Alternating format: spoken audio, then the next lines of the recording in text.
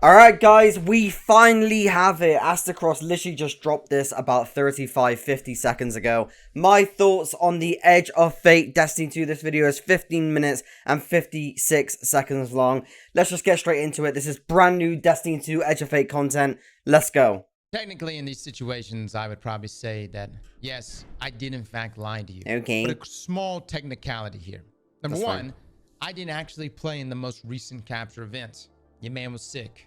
But I did play in a previous playtest session, and that was my experience with Edge of Fate. And a lot of these systems we're going to be going over here we go. Are systems that I myself have seen firsthand, that I've played with firsthand. But the gameplay that you're seeing in front of you is actually gameplay supplied by Bungie, and also gameplay that our good friend Benny is also supplying, who I highly advise you should check out, as he goes into even more depth in a lot of these topics. The point of today's video, though, there's the gun. A bit of an overview to talk about what exactly is going to be coming inside of Edge of Fate. And I would argue and say that the changes that are going to be hitting us with Edge of Fate are systematic changes that rivals that of when we got Forsaken. It may not be the biggest in terms of scope in comparison to a Witch Queen or a Final Shape or even a Forsaken or a Taken King. We've been told already that expansion sizes, as we're going to 2 expansions per year, those being Rise of Iron size, that's why you're going to see the scope a little toned back.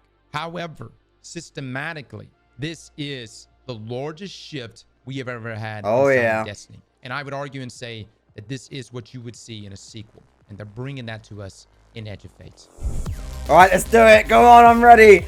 I want to see it. Let's see some gameplay. Locate this. Bro. What? Okay. Whoa, what? Oh my. Okay. Right.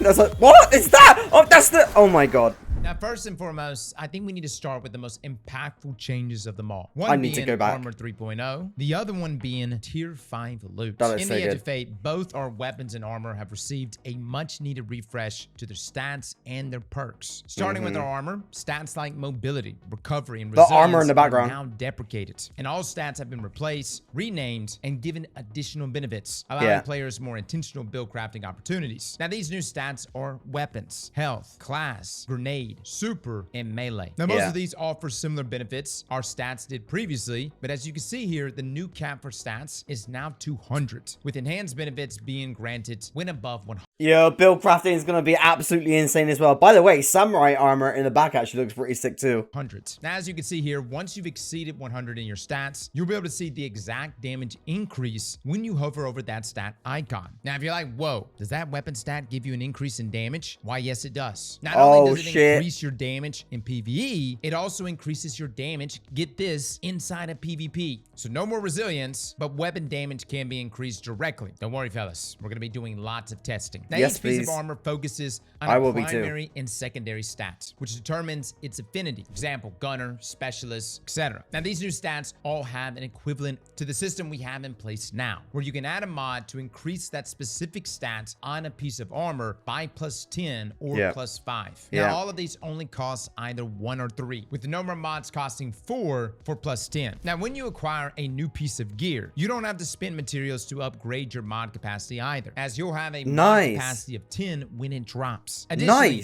each armor set now comes equipped with a set bonus. We've seen this system before with seasonal armor, but instead of just rep gains, the benefits provided by these bonuses, fellas, they're substantial. Now, we've seen a few set bonuses previously in the Bungie livestream, but as you can see here, the Bushido armor has these bonuses. For the 2 final blows with freshly drawn or reloaded weapons heal you. Oh my god, that's 2 pieces as well. I love stat bonus armor. After playing V Rising as well, which I've been doing live stream right now on my YouTube channel. Stat bonuses for armor is like really piqued my interest. And then we've got 4 pieces here. Bow, shotgun, or swords. Final blows temporarily reduce incoming damage. Damaging targets with those weapons extends the effect. 2-piece Eido. Final blows with freshly drawn. It's gonna really encourage people to get like full sets of armor. Guys, did you just read that? Final blows with freshly drawn or reloaded weapons heal you. Dude, that's literally all the time. For the 4-piece, unfaltering focus, bow, shotgun, or sword final blows temporarily reduce incoming damage. Damaging targets with those weapons extends the effect. This is just one example. And I know for a while now, I sat down and wondered to myself, how is Bungie going to Stasis convinced overdrive. me to part ways Look at, oh with my my god, own look at that. sensibility. Well, this is how you do it, guys. The build crafting benefits I are love just it. too good to pass up. And in a world where we have gone through sunsetting before, where we I just straight up wanna- have things taken from us, this solution is always the better solution, where we ourselves will voluntarily go for those new pieces of gear because they're just that good. Oh my god, it just looks so... Oh my god, I just hit my mic. It looks so good. Oh my god, it looks so good. Now, Masterworking now grants +1 to each of the 3 lowest stats that are present on your armor. Now, both weapons and armor are going to have gear tiers. Yeah, I really hope that the tiers for weapons doesn't outshadow the previous weapons that we've got right now. Like, for example, Prophecy is going live in, like, 55 minutes, where they're, like, releasing all the shiny adept weapons for you to go hunt down and chase, which won't have any of this brand new tier system. So I wonder how applicable all the stuff that we're farming for right now is going to be in the Edge of Fate, with all this kind of tier stuff going on with weapons. By the way, can we just appreciate the design of this weapon just here? That is fucking gorgeous. Oh my god. And the power level as well. We're going back to the old days, like vanilla Destiny. Oh my god. And these max out at tier 5. And I know some people have been like, Cross, this is kind of giving me mobile vibes. I get where you're coming from, but at the same time, Not me. It's the simplicity of it, right? And what you're going to notice throughout this entire video gorgeous. is that, yes, Bungie is adding a lot Look of at the depth effect. in so many different categories. They're also just trying to make the game more approachable. That looks so And lovely. Circle backs to simplifying that? how we view Sparks Everlasting, currently, so it's currently applied.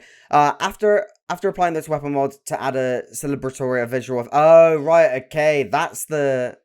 Okay, so what does it look like? gear in the game and which Oh, items I you think that should was be it. coveting. Now, armor at tier 5 will have a mod capacity of 11. Tuning mods that allow you to adjust stats similar to Artifice armor and increase overall stats. Okay. Now, tier 5 weapons will enhance every column, including That's the origin traits. They'll also increase insane. stats, allowing you to apply enhanced versions Oh of my weapon mods. God. You'll have a unique animated shader. I love and it. the option for custom kill effects. Now, weapons also have ammo generation as a stat now. When you equip Wow. 2 primary weapons, only the heavy generation bar will be present in the UI at the bottom left hand of your screen. But you heard that right, guys. We actually have a stat that will be tied to our ammo generation. That's no longer mad. is it just this invisible counter nowhere present on our UI, Look at it. with the number of runs being ruined by RNG. If you look in the bottom left-hand corner when he was using the weapon, by the way, you literally see the icon change from stasis to arc. Now listen, we can go on for days, and trust me, there's going to be so many different resources Oh, dropping this man. week, diving into every aspect of the new gear. Biddy has actually put together a very detailed breakdown of how the new tier loot system will work. Should we check out that video? Let me know in the comment section below. And we'll have that link down below in the description. The point on this front, guys, is that this is a huge systematic change Oh, yeah. inside of Destiny. The kind of change that you would actually see in a sequel. And to me, guys, this is as impactful as Forsaken was when we finally got special weapons huge. back. That's the a huge fluidity statement to use make. weapons in whatever slot. The way you're going to look at armor, the way you're going to go after gear, the way you're going to assess what god rolls are now are going to change, in my opinion, for the better. Especially for players Why are you either hip firing returning like back that? to You're missing Destiny all your or getting shots. into it for the first time. Which actually takes us to one of the other big changes coming in Edge of Fates, and that's the portal. This one Yeah, has here been we a go. bit more controversial, and I Yeah. get it. Some of you have been playing Destiny the way you've been playing it for years, where you have your destination screen. I just want to know, like, what this does to your ships. Like, obviously, ships are not a huge part of the game, but it's also something that you spend real money on for basically a glorified loading screen. This portal takes away another aspect of that, in my opinion, just because you're so used to seeing your ship kind of floating in orbit, and then you go to the destination screen, which is what you see just here. So I wonder how much that takes away when you do everything through the portal now. You choose where you want to go, but the portal, although yes, is going to be something even us veteran players would take advantage of, its main focus is to get all players, especially new players and returning players, into the content. Guys, raise your hand if you have been like, dude, where's that dungeon again? Or wait, where's that activity? Because just last season it was here and now it's there. I've been I know there a as few veteran times. players, we understand Destiny, but we can't say that the system is perfect right now. Yeah, exactly. And I'm not saying that the portal He's right. I've been playing this franchise for almost 11 years now, and even I'm like, bro, where did they put that dungeon again? portal is going to be perfect here, but I do think players are going to benefit greatly from this new portal menu. Bungie has made it very easy to immediately select an activity, as well as view your potential rewards, evaluate the time commitments, and then just simply dive in. Solo players especially will have a dedicated solo ops playlist, which will be easily accessible. You don't have to go searching for feature lost sectors anymore. It's all right there. Fireteam ops are sorted by their difficulty level. Matchmaking for most of these playlists is already on. To me, there's too many benefits with the portal to just throw it out. And keep in mind, for my veteran players, you don't have to use this. You can literally tab over and jump into whatever you want to jump into and never even have to look at the portal. In my opinion, though, this is going to be one of the greatest resources. Yeah, like why would you not use this? Just get them into the content without losing them before you even get there. It seems much more simplified. I'm all for that. Now, all of this sounds good and all from the quality of life perspective. But yeah, what about gameplay? Destination? Guys, the new destination for Edge of Fate is Kepler, the new planetoid located. It looks gorgeous, dude. Oh my god, it looks so good. What is that just flying in the background over there? It looks like some fucking, like, I don't even know, like some technological parrot or something. Look how gorgeous. Bungie has always, like, killed it with their, like, backdrops and things like that. It looks so good. The edge of our current solar system. Now, unfortunately, I'm not allowed to show you the map. Oh, there's drifters, just the ship. However, we do have some footage of the destination plane in the background. Now, while exploring these locations, you'll primarily be facing off against the fallen House of Exile. And Ikora talking in the background. Fallen have a new flying unit called Corsairs. To be fair, we haven't seen the House of Exile in such a long time. So it, like, people are just saying, oh my god, they've reskinned the Fallen. Well, you know, think about the lore perspective. We haven't seen the House of Exile in such a long time. They could have been up to all sorts in the background. We've just seen House Light, House Salvation, and House of Devils, just like pretty much mostly with the Outbreak stuff. So, like, we haven't seen House of Wolves in such a long time. So we haven't seen House of Exile in such a long time. So who knows what they were cooking up in the background. So it does kind of make sense to me, and I can't wait to see the lore on all of this. When you shoot them down, their jetpacks have a chance to go haywire, flying pretty much every which way before exploding. Now, you'll come across fallen wretches, captains with strand and stasis shields, which is attached to their weaponry that after taking a small amount of damage will break. There's also a fallen captain that could suspend you, just like a subjugator. And one thing that was very surprising to me was the sheer number of areas of Kepler that require the use of our dark matter abilities to unlock. Dark matter is going to play a huge role in your ability to solve puzzles, as well as unlocking paths forward that we previously could not. With this, we are gaining access to 3 new abilities, which were described by Bungie as an expression of our subclass powers and dark matter. Now, the first ability we have is Matter Spark, where you basically turn into an artifact. This is the one that Bungie basically said is their flagship ability when it comes to Kepler and the new abilities on the location. Lightning ball. This will allow you to fit into tight spaces or roll into enemies, and you can stay in this form for 45 seconds, which you can see by this timer on the left-hand side. Now, if you're in a tight space and the timer hits 0, get this, you die. LOL. I actually think that's a fun feature. Now, you can attack enemies with the lightning bolts, and you can also use those same attacks to charge these pylons. Now, as you roll around, you'll build up a charge meter, and when you reach max charge, you'll be able to release a shockwave that will jolt enemies. However, keep in mind, this is an upgrade that you receive via progression, so the functionality of each of these may be limited at first, and at least from my play experience, it was. And there was a noticeable difference when you got your Matter Spark fully amped up. Now, there's also something called the Relocator Cannon, which is pretty much like it's the Scorch Cannon. This is the one that they mentioned in the Bungie stream.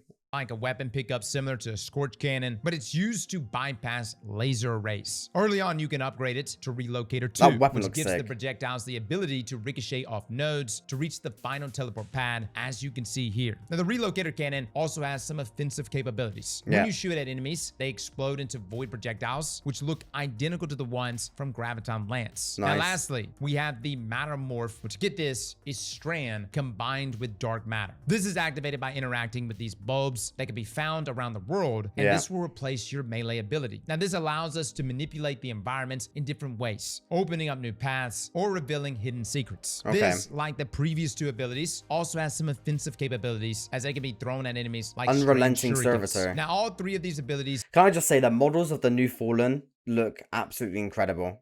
I really, really like them.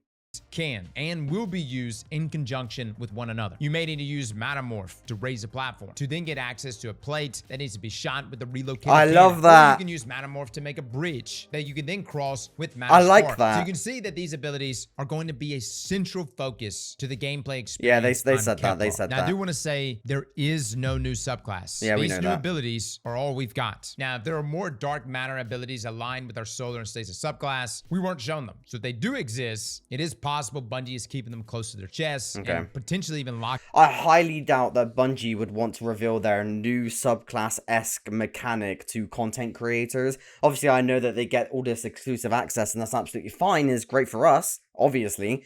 However, I can imagine if it's something as big as like a new element, a new archetype, a new subclass, I can imagine Bungie would absolutely want to bring that to our attention themselves. You know what I mean? Locking them behind the day one raid. Now keep in mind, in the past, guys, this is normally the case. We would normally skip a year. Final Shape kind of threw everything out of whack because we got Prismatic. The focus for Edge of Fate, though, and the reason why I don't think we're getting a new subclass is because Bungie wants to incorporate a different way in which we explore the world. Yeah. You know, when we sat down with Bungie a while back, one of the biggest topics of discussion was that exploration had not been a focus for Destiny in a very long time. Yeah. We would get an expansion, we would play the new destination, and then most of us would never even return to that destination. That's so true. I can't even remember the last time I went back to Neo Muna. I can't remember the last time I even really touched the Pale Heart. In fact, actually, the last time I touched the Pale Heart was when I wanted to focus the class item perk so that I could get a class item that I was actually looking for. But funny enough, the locations that we actually continuously go back to are all the vanilla ones. To be honest, I do go to Europa quite a lot as well, but that's only because it's my favorite location in the game. But very, very true. Many of us never had to do anything to unlock that destination outside of playing the campaign. Bungie's taking a different approach with these dark matter abilities, using them as a pivotal piece to unlock Kepler. These I love this weapon. I can't wait to use it. A lock that only exists on Look Kepler. at it. And without the lock, the key is essentially useless. I don't know if we're ever going to see a day where we have Matter Spark in the Crucible, or if we ever have like a dark matter subclass. But I will say, with my time playing, Bungie's biggest focus is how do we give the Destiny community a world that they want to get lost in and explore. It's a different take, guys. But if there was ever a point that Bungie should be bold and experimental, I think there's no better time to do it than right now with the Edge of Fate. One thing I'll say as well is based on the gameplay that I've seen so far, and this video is almost over, is the fact that a lot of these areas look very confined, they look very closed off, and they look very kind of collected, if that makes sense. Like, nothing feels open plain so far. Nothing feels like you can just look out in the distance and go, I can go there. You know what I mean? Like, obviously at the very beginning of this, or like in the middle of this video, we saw kind of the entryway, and we saw the hangar in the background, and the backdrop looks insane. But I can pretty much guarantee you now that when you look at those things in the distance, you probably won't be able to go there. It's probably just really cool to look at for the very first time because it's something new, something we've never seen before. And it's like, whoa, that looks sick. Like I said, because it does look really, really fucking cool. But at the same time, I highly doubt you'll ever be able to actually look at something as far in the distance like that and be like, oh, I can go there. So based on the gameplay that Astacross has shown us in this video, that's Max messaging me right now because all the stuff is coming out and my phone just keeps on blowing up.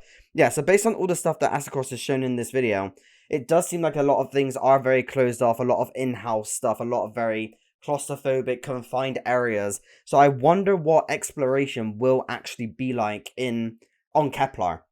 And to be honest with you, I doubt a lot of people will want to keep on doing all of these little miniature kind of mechanics just to explore a location. Most of us just want to land in, get on our Sparrow, and just fucking go. You know what I mean? We don't want to have to keep on going underneath a grate to then unlock a secret passageway, which unlocks a door just to go through a tunnel, just to go down another walkway and have a little confined area where you kill enemies, and you have to use another mechanic to get into a different location, which opens up another door, blah, blah, blah, blah, blah. You know what I'm trying to say? So I wonder how much of Kepler is actually going to be actual open world explorable content. We've not seen that yet in this, and this video is almost over, and I will be checking out other people's videos as well, but I just wanted to put that out there now, because so far I've not seen it, and I might see it, I don't know, I've not seen anything just yet, but so far I haven't seen that. Some of you are probably going to hate this. I'm just going to point that Brilliant. out. Like, some of you are going to be like, Cross, I just want to go in there. I want to shoot bad guys. Now I got to stop and use my brain. Brother, I feel No, for you. I'm not Trust like me. that. I can't tell you how many times I was doing some of these puzzles and I just felt like an idiot. But then you get that level of satisfaction when you Yeah, I mean, when you're going through it and you're solving puzzles, like, obviously it's cool, and I'm like that as well. Before I mained Destiny all those years ago, I absolutely loved Portal. I loved Portal 1, I loved Portal 2. I studied the lore of the Portal franchise that were, like, there was no tomorrow, and I absolutely love solving the puzzles in the background as well. So in terms of the actual gameplay mechanics of going through these missions and solving these kind of little miniature puzzles to continue on going is absolutely fine. In terms of gameplay and in terms of story progression, that is fine. In terms of unlocking little secrets around the map or finding little hidden collectibles, that is fine. I just hope it doesn't interrupt the experience of this open world-esque vibe where, like I said, you just want to get on your Sparrow and fucking go. figure it out and you continue to unlock more portions of the map. It's the reason why many of us get lost in RPGs, especially RPGs with Fog of War. We start from one end of the map to the other and we discover every nook and cranny all the way through. And then we look back with satisfaction. I want to use this weapon so bad. Everything. And that's something that Bungie's really trying to land here with Kepler and these dark matter abilities that are tied to this location. The new artifact arriving with Edge of Fate is called the Implement of Curiosity. Its focus is going to be around stasis, strand, and solar mods. I'm okay with that. Options like Frost Renewal or oh my god, go back. I need to see that. I need to see that. Frost Renewal, let's go. Solar mods. Let me just read You've got that. options like Frost. While you have Frost Armor, taking critical damage releases a burst that freezes nearby combatants and grants Frost Armor to you and your nearby allies. Yes, I will be using that. I actually have a Stasis Frost Armor build right now. That would fit really well for that.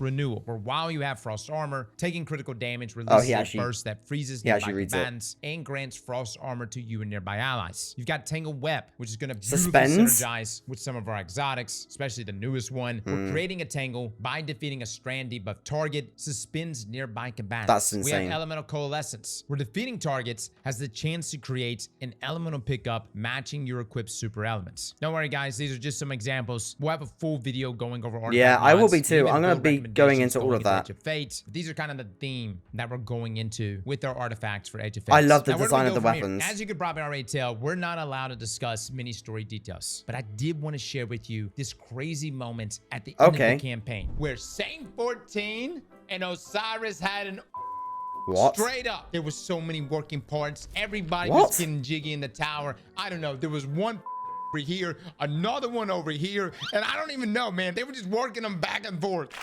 What?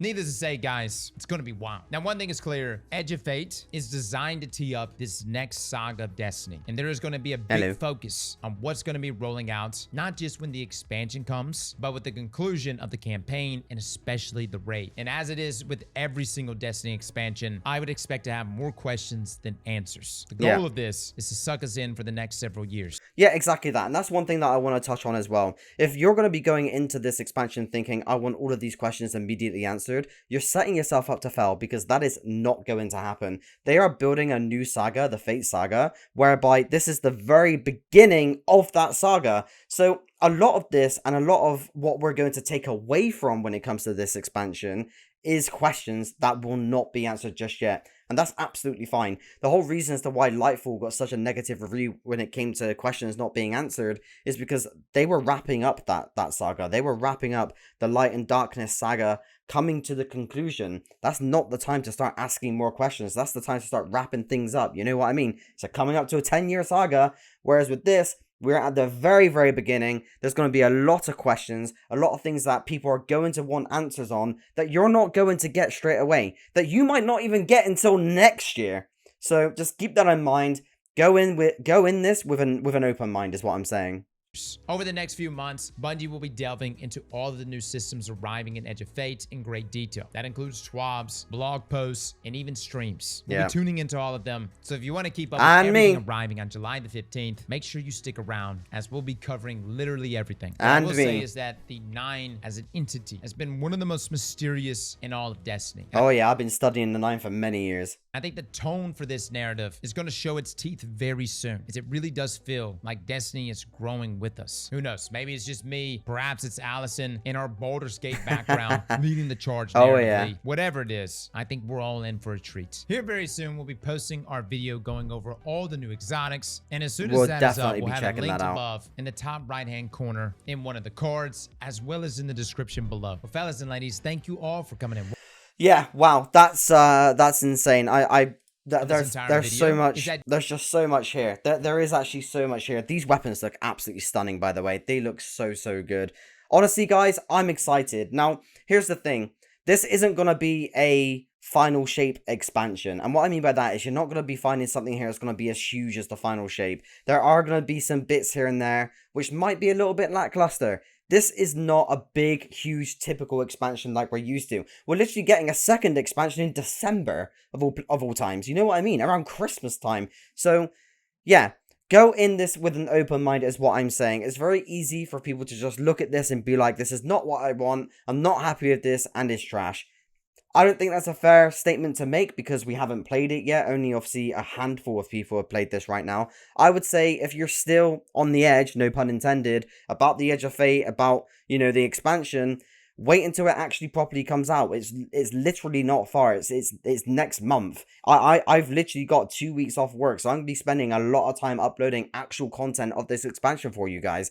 So maybe just take a little bit of a step back, relax a little bit, watch some videos, watch some reviews, and if it's still not for you, fine. That is absolutely fine. But just don't shit on the people that do actually have a good time, because I'm excited for this. I think it's going to be so sick. I'm all about build crafting as well, so I cannot wait to just get in there and delve into all of the stats. We also have that area in the tower that we're getting where we can test all the damage again, which I'm so fucking excited for. I cannot wait to read the lore. I'm a huge lore fan of Destiny. Been studying the lore ever since I started playing D1 Vanilla, so very excited for that. This gun that's on screen right now, the fact that it sends out stasis crystals and the shards and the artifact mob with the frost armor as well, it's gonna be. I'm so excited for all of this. There's a lot here that I'm gonna be making a lot of videos on. So guys, if you're interested in more content and you want to see me react to it and give my thoughts on it, and also content in the future where I'm actually gonna be bringing gameplay to the channel of this, obviously as well, please stick around for that. We also go live on the channel as well, guys. So if you want to catch me live, I will be going live for the Edge of Fate. And actually, right now, or in the next an hour and a half, I'm going to be going live doing all the prophecy stuff with Max and Logan. So yeah, guys, there's a lot of Destiny stuff coming to the channel. Everything that I've seen in Asakos's video here looks really good to me, because I'm going in this with a mindset of, okay, I know it's not going to be like the final shape. I know we're not going to get this crazy new subclass. I know we're not going to get this huge enemy faction. Like, I get that. So because my brain is mentally able to just park that to one side, I'm able to appreciate and enjoy this for what it is. And because of that, I'm going to have a fantastic time. It looks amazing to me. And yeah, we get some new content in Destiny. It ticks the boxes, right? Anyway, guys, I'm going to throw it back to you. Of course, your opinion matters as well. So why don't you let me know what your opinion is in the comment section below. Hit that subscribe button if you haven't already. Hit that like button. Catch me live if you want to hang out with me live as we play some more Destiny content. And yeah, guys, let's see where this goes. I'll catch you in the next one, guys. Thank you so much. Take care.